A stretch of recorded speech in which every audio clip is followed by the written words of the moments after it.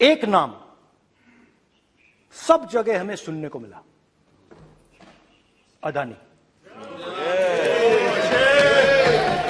यह नाम पूरे हिंदुस्तान में,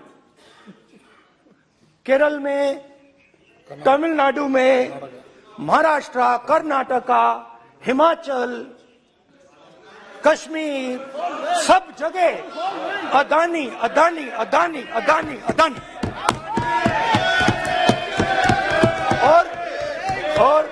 और ये नाम नहीं, और इस नाम के बारे में जब लोग बोलते थे मुझसे तो 2-3 सवाल पूछते थे।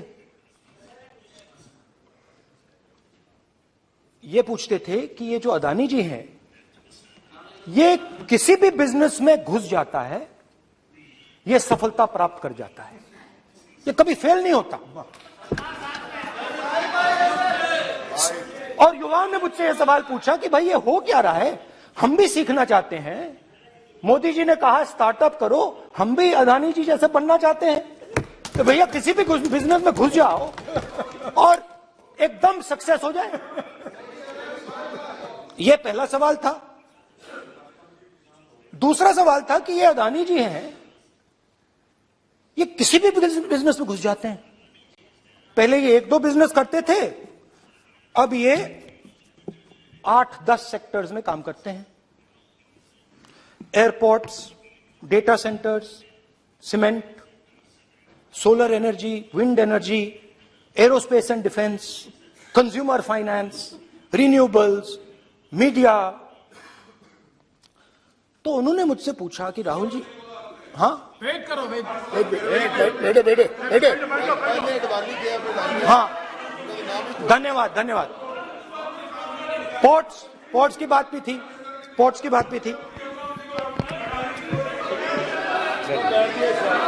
ये भी सवाल पूछा, कि भैया एक बात बताइए, राहुल जी बताइए हमें कि अदानी जी का जो नेटवर्थ है वो 3 साल के अंदर, 2014 से लेकर 2022 तक ये $8 बिलियन से $140 बिलियन कैसे हो गया? कैसे हुआ? मोदी है तो मुमकिन। ये 2014 में अगर आप दुनिया की, मुस्कुरा रहे हैं आप, बीजेपी में है ना आप, तो ये लिस्ट आती है, एक लिस्ट आती है दुनिया के सबसे अमीर लोगों की। इस पे ये 609 नंबर पे थे 14 में। 609 पीछे बिल्कुल। पता नहीं जादू हुआ, दूसरे नंबर पे पहुंच गए। मोदी है तो मुमकिन है।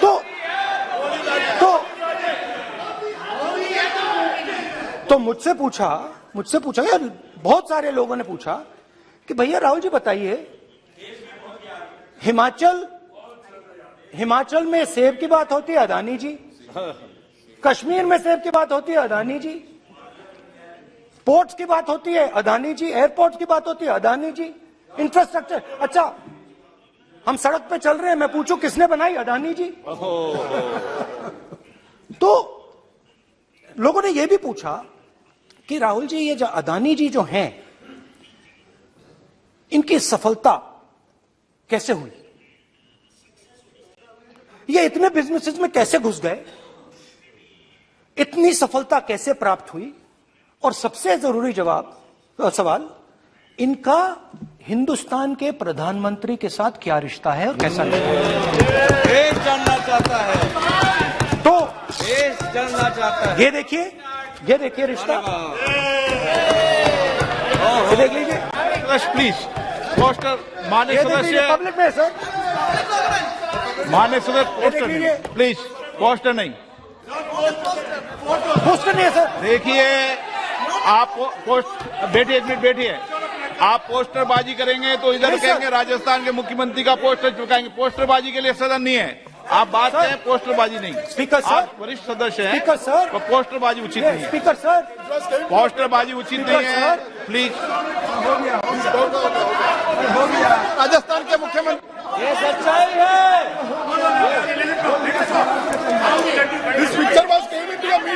चलिए पोस्टर नहीं प्लीज। वो लिख के दे दो मुझे। हाँ आइए, जस्ट राइट इट नीटली। तो नहीं स्पीकर सर, वो फोटो है सर, वो पोस्टर नहीं है। आप वरिष्ठ सदस्य हैं, प्राइम मिनिस्टर की फोटो है सर, उसमें नियम में बहुत नहीं है, उनका अच्छा सदन चेहरा ने दिख नियम रहा बनाया है। है।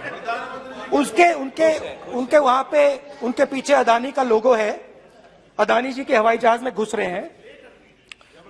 तो मैंने सोचा कि आज के प्रेसिडेंट्स एड्रेस में मैं थोड़ा जो नरेंद्र मोदी जी का और अदानी जी का रिश्ता है उसके बारे में आपको थोड़ा बता देता हूं। प्लीज प्लीज बताइए बताइए। तो वो आप बता देना।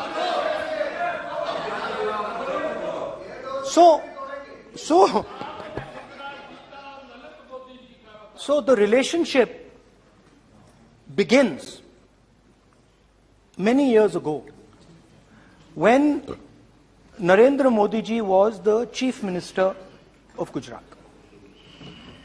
And when most of India's business was asking questions of the Prime Minister, was against the Prime Minister, one man stood shoulder to shoulder with the Prime Minister.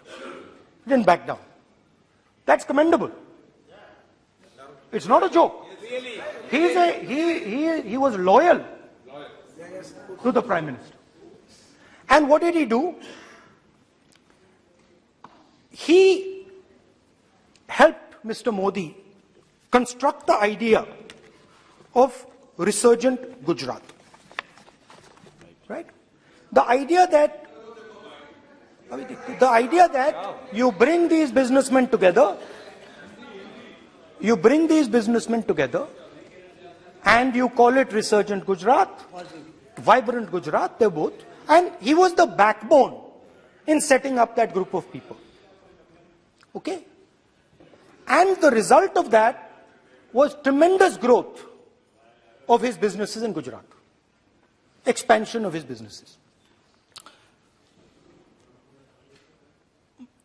I think then the real magic starts. जब प्रधानमंत्री जी दिल्ली आते हैं और 2014 में असली जादू शुरू होता है। मैंने कहा कि 2014 में वो 609 नंबर पे थे, कुछ ही सालों में वो दूसरे नंबर पे पहुंच गए। कैसे पहुंचे? मैं आपको, बहुत सारी इंडस्ट्रीज में काम करते हैं, मैं आपको 2-3 इंडस्ट्रीज का उदाहरण दे देता हूं।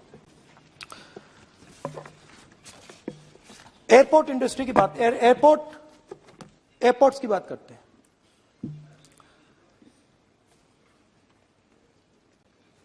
कुछ साल पहले सरकार ने हिंदुस्तान के एयरपोर्ट्स को डेवलप करने के लिए दिया। नियम था, there was a rule that anybody who does not have prior experience in airports cannot be involved in development of these airports. नहीं, गलत नहीं बोल रहा हूं।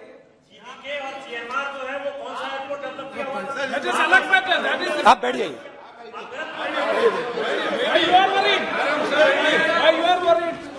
अडानी के डिफेंस में आ गए सर। देखिए, अरे माननीय सदस्य प्लीज मेरी बात सुनो। तो एक मिनट मेरी बात सुनो। ये एक मिनट बात सुनेंगे। ये संसद है, अपन किस दिशा पर चर्चा कर रहे हैं ये देश देख रहा है। हमें राष्ट्रपति अभिभाषण पर चर्चा करें तो उचित रहे, बाकी आपकी इच्छा है, स्वतंत्र अभिव्यक्ति है। मेरा मानना ये है तो अपन एक विषय पर ओके। तो आपको तो रूल था, नियम था। हाँ पॉइंट ऑफ ऑर्डर किस पे है? सर कैसे एयरपोर्ट का प्राइवेटाइजेशन तो उनके समय हुआ, ऐसी कोई पार्टी थी जिसका अनुभव था? ये कौन सी बात कर रहे हैं? के बोलिए। ओके प्लीज प्लीज, ओके बोलने दे आपको नेता को, तो बोलने दे आपको कानून नेता को। रूल था, प्लीज बोलने दे। रूल था कि अगर कोई एयरपोर्ट बिजनेस में नहीं था तो वो इन एयरपोर्ट्स को ले नहीं सकता था। इस रूल को हिंदुस्तान की सरकार ने बदला। किसी ने भी बनाया हो रूल था, किसी ने भी बनाया हो रूल था। रूल बनाया किसने बात नहीं है, रूल बदला किसने बात है। रूल बदला गया,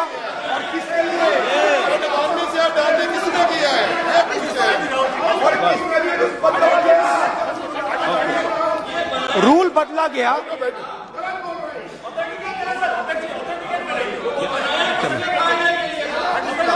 चलता रहेगा क्या सर? रूल को बदला गया। सर बोलने दीजिए। करना चाहिए सर, ऑथेंटिकेट करना चाहिए।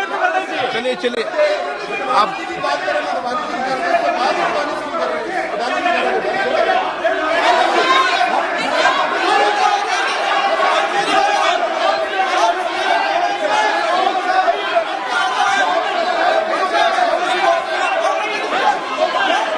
रूल बदला गया सर, ठीक है सर।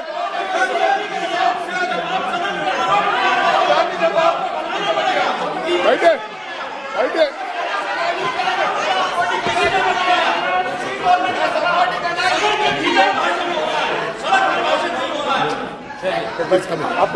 तो ये रूल बदला गया। उस समय मीडिया में इसके बारे में चर्चा हुई थी। रूल बदला गया और अदानी जी को 6 एयरपोर्ट्स दिए गए। उसके बाद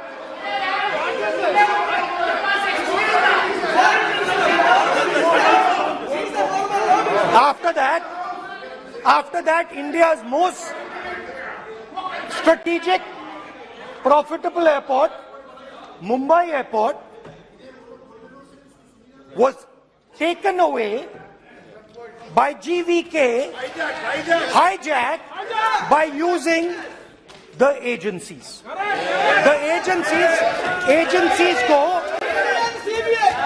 CBI, ED का प्रयोग कर GVK पर दबाव डालकर हिंदुस्तान की सरकार ने उस एयरपोर्ट को अदानी जी के हाथों में कर दिया। सच है। रिजल्ट क्या आया? रिजल्ट आया कि एयरपोर्ट्स में आज अदानी जी 24% हिंदुस्तान की एयर ट्रैफिक को अपने एयरपोर्ट से निकालते हैं और 31% एयर फ्रेट उनके एयरपोर्ट्स में से निकलता है। अब यह काम हिंदुस्तान की सरकार और हिंदुस्तान के प्रधानमंत्री जी ने फैसिलिटेट किया। तो बताइए, बोलिए वित्त मंत्री, विधि मंत्री। और ये जो सर ये हाउस में सर ये बोल रहे हैं, तुम तो ज्ञान बांट रहे हो, बैठ जाओ। सर ये यहाँ बहुत गंभीर मिनिस्टर हैं ये देश के। ये राष्ट्रपति का उद्बोधन को लेकर एक गंभीर चर्चा हो रही है। जो भी मेंबर कुछ भी बात करे विद फुल रिस्पॉन्सिबिलिटी ऑथेंटिकेट करें। और ये वाइल्ड एलिगेशन अपना एक सोच के आया है, बिना तर्क के ऐसे वाइल्ड एलिगेशन लगा रहे, ये कोई मतलब नहीं है सर। ये ऐसे नहीं बोल सकते और वो सर तर्क रखना पड़ेगा। अगर एलिगेशन लगा रहे हैं तो आपको पूरा डॉक्यूमेंट प्रूफ के साथ आपको रखना पड़ेगा। दे देंगे आप ऐसे बातें नहीं दे देंगे, और ये गंभीरता को समझिए। ये डॉक्यूमेंट्री प्रूफ दे देंगे। आप तो बैठ। अब आपने जो पिछले स्पीकर थे उन्होंने फॉरेन पॉलिसी की बात की, हम भी फॉरेन पॉलिसी की बात करते हैं। चलिए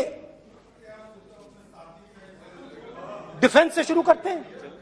बहुत ऑप्शन है, आप बताइए कहां से शुरू करें। बिजली, डिफेंस, कोयला, बहुत ऑप्शन है। Coal, defence, let us start with defence. अब डिफेंस में अदानी जी का कोई एक्सपीरियंस नहीं था, जीरो एक्सपीरियंस। कल मैंने प्रधानमंत्री को एचएएल में देखा। प्रधानमंत्री जी ने कहा कि गलत आरोप लगाया, मगर रियलिटी तो यह है कि एचएएल का जो कॉन्ट्रैक्ट था 126 हवाई जहाजों का, वो अनिल अंबानी को चला गया और अनिल अंबानी बैंकरप्ट हो गया। वहां भी फैसिलिटेशन था।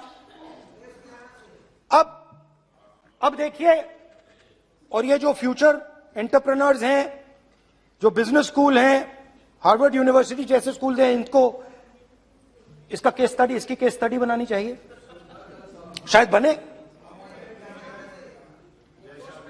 How to use government power to build individual businesses, case study.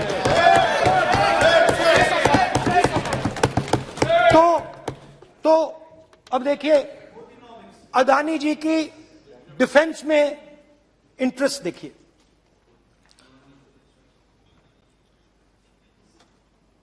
Elbit company के साथ हिंदुस्तान में अदानी जी ड्रोन्स बनाते हैं। ड्रोन्स को हिंदुस्तान की एयरफोर्स, आर्मी, नेवी के लिए रीफिट करते हैं। अदानी जी ने यह काम कभी नहीं किया है पहले। एचएएल ये काम करती है। हिंदुस्तान में और भी कंपनीज हैं जो ये काम करती हैं, मगर प्रधानमंत्री जी इजरायल जाते हैं और उसके एकदम बाद अदानी जी को ये कॉन्ट्रैक्ट मिल जाता है, मगर एक नहीं मिलता। ये मत सोचिए कि ये सिर्फ एक कंपनी की बात हो रही है, ये इंडस्ट्रीज की बात होती है यहां पे। जैसे मैंने आपको दिखाया, एयरपोर्ट का पूरा सिस्टम उठा के ले गए, 30% मार्केट शेयर एयरपोर्ट में ले गए, वैसे ही डिफेंस में करा। तो 4 डिफेंस की इनके पास कंपनीज हैं। यह काम इन्होंने कभी नहीं किया।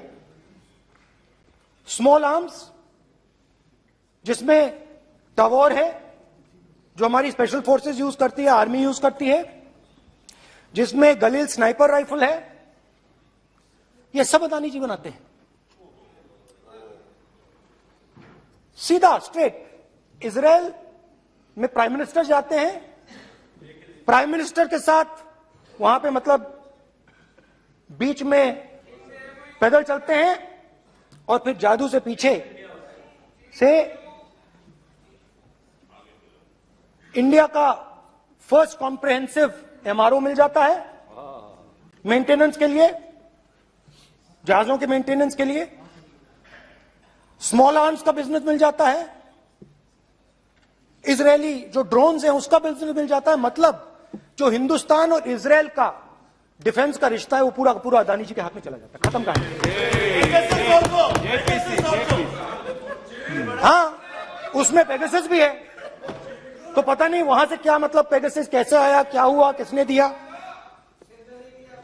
अच्छा, एक और बड़ी इंटरेस्टिंग चीज है, एक कंपनी है अल्फा डिफेंस, जो डिफेंस इलेक्ट्रॉनिक्स का काम करती है, एवियोनिक्स का काम करती है, और बहुत स्ट्रेटेजिक कंपनी है।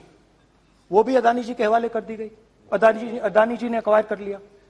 तो आपने देखा कि एयरपोर्ट्स का बिजनेस 30% मार्केट शेयर, हिंदुस्तान और इजरायल का जो वेपन्स का बिजनेस है 90% उठा के ले गए। एक विजिट फॉरेन पॉलिसी, ये है फॉरेन पॉलिसी। चलिए, अब मैंने आपको इजरायल की बात बताई, ऑस्ट्रेलिया चलते हैं। कोयला, ऑस्ट्रेलिया चलिए। ऑस्ट्रेलिया में अदानी जी जाके, नहीं क्यों? आप तो डिबेट करना चाहते थे, आप भी तो डिबेट करना चाहते थे। आपने बोला था कोई भी विषय पे डिबेट हो, तो हो गया अब डिबेट। अब क्यों डर रहे हो डिबेट से? अब क्यों डर रहे हो डिबेट से? क्यों डर रहे हो? जब हमने जेपीसी की मांग की, आपने बोला सदन में उठाओ। अब क्यों डर रहे हो? अब क्यों डर रहे हो? अब क्यों डर रहे हो? आप चर्चा से क्यों डर रहे हो? चर्चा बैठे बैठे